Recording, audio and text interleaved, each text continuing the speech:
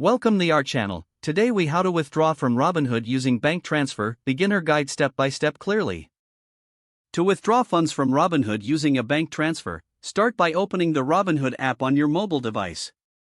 Log into your Robinhood account using your registered email and password.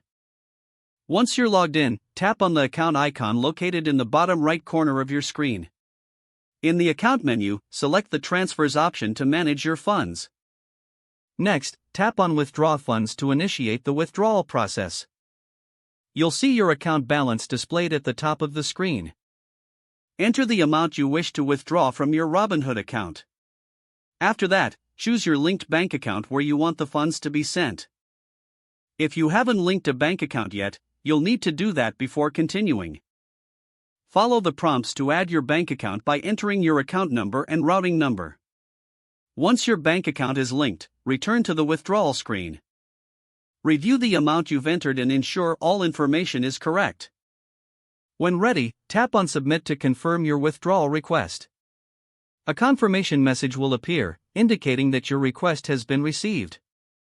Withdrawal requests typically take 3 to 5 business days to process. Check your bank account for the funds after the processing period is over.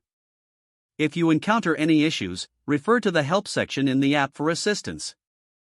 If the page does not load, refresh the browser or try again in a private or incognito window. Make sure you are using the correct email address, then retype it carefully to avoid small typos. If your password is not accepted, use the reset option and create a new strong password you can remember. Check your spam folder for verification or security emails, then complete any requested confirmation steps. Enable two-factor authentication if available to improve account security and reduce unauthorized access risk. After signing in, review your profile details so your contact information and settings are accurate and current. If you see an error message, note it down and try again after restarting your device and internet connection. Log out when you finish, especially on shared devices, to keep your account and payment information secure. If the page does not load, refresh the browser or try again in a private or incognito window. Make sure you are using the correct email address, then retype it carefully to avoid small typos.